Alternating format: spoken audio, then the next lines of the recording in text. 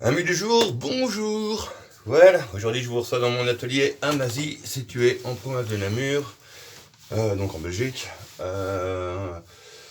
Voilà, donc aujourd'hui c'est un jour un petit peu spécial. On va quitter l'atelier, enfin la pièce d'émaillage. C'est uniquement la pièce d'émaillage. Euh, Aujourd'hui c'est un jour spécial parce qu'on va créer un nouveau four. On va faire un four à raku. Un nouveau, voilà. Donc, parce que bon, comme vous le savez, moi, le raku, c'est mon truc. Seulement, le four commence à être un peu vétuste. Je devrais changer la fibre réfractaire, changer quelques trucs. Il est toujours enfin voilà, il est toujours performant, mais voilà, il m'en faut un plus gros. Donc j'ai pensé à faire un nouveau four à raku dans un bidon de 250 litres. Et donc je vous propose en fait tout simplement de nous faire voir un petit peu les étapes de la création d'un four à raku.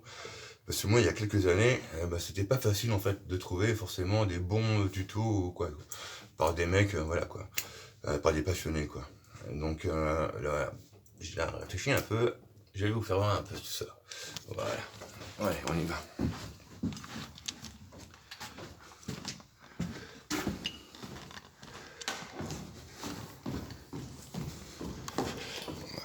Un petit peu haut.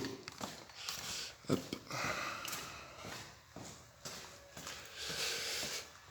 Alors donc, pour faire un four à raku, il faut un bidon de 250 litres en métal. Voilà. On a notre bidon. J'ai fait une découpe dedans. En fait, le four à raku, ce four à raku, en tout cas, aura une porte. Voilà. Une porte frontale. Voilà. C'est mon choix, tout simplement, parce que je pense que ça va être très bien en fait pour moi enfourner les pièces dedans.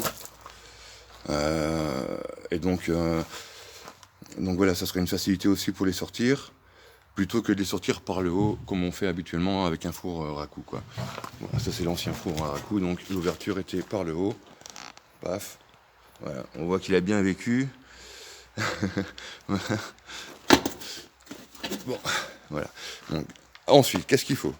Évidemment, il faut de la matière réfractaire. Donc là, on va utiliser de la laine réfractaire, qui se trouve ici. Voilà.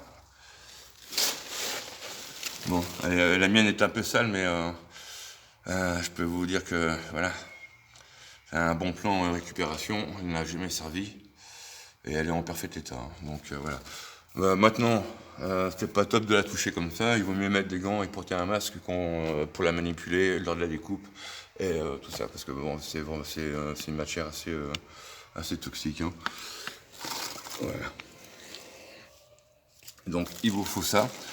Chaque épaisseur évidemment sera doublée parce que la mienne n'est pas très épaisse. Vous voyez l'épaisseur. Donc il faut le double en fait. Hein. Pour garder vraiment une bonne chaleur, il faut vraiment doubler toutes les parois. Hein, quoi. Ça c'est important. Ensuite, qu'est-ce qu'il faut? Il vous faut de la brique réfractaire. Voilà. Alors moi j'utilise ces briques-là. Voilà. Hop. Évidemment, celles-là, on a pas mal de mal à les trouver. Heureusement, j'en ai quelques-unes. Alors l'avantage d'utiliser ça par rapport à une autre brique réfractaire, comme ce genre-là par exemple, c'est la solidité. Voilà. Ça, c'est une brique réfractaire normale. Paf. Voilà. C'est tout léger, ça pèse rien. Voilà, la mienne fait 2 kg de plus. Et ça pèse, je sais pas, quelques grammes quoi. Hein. Ça fait, je sais pas, une centaine de grammes quoi. Voilà, c'est très léger. Par contre, avec le temps, ça casse. Vous voyez? Voilà, ça va s'effriter avec la chaleur, ça va être poussé à pleine température, vous allez faire plein de cuisson, vous allez rentabiliser votre four et elle va devenir complètement friable. Et donc il faut changer tout ça quoi. Donc voilà. pas top. Bon, moi, la brique réfractaire, je ne m'en sers pas sur les parois, vu qu'il y aura donc la laine réfractaire sur les parois. Pareil sur la porte, pareil sur le haut du four. Par contre, dans le bas du four, il y aura donc un parterre de briques réfractaires qui sera également recouvert, certainement. Voilà, je ne sais pas encore trop comment je vais faire. Bon, après, il vous faut quelques outils. C'est simple, hein, il ne faut pas grand-chose, quoi. Hein, voilà. Hop. Moi, j'ai prévu de mettre des grosses roulettes sur mon four pour pouvoir le bouger facilement. Voilà. Vous voyez, ici, j'ai toute la place du monde. Et je peux faire un peu de racoup où je veux. Donc, voilà. Il me faut un four que je peux plus déplacer tout seul. Voilà, donc il y aura des grosses roulettes par le dessous. Ensuite, il vous faut, évidemment, pour attacher la laine réfractaire, il vous faut des boutons et du fil Cantal. Alors, ces boutons, c'est quoi? C'est tout simplement, voilà, une pièce en céramique, un biscuit, quoi. Hein, voilà. C'est tout con, vous pouvez le faire vous-même, soit vous les achetez, soit vous le faites vous-même. Là, ces boutons-là, dedans, il y a une tige en métal. Voilà. Cette tige en métal, c'est du Cantal.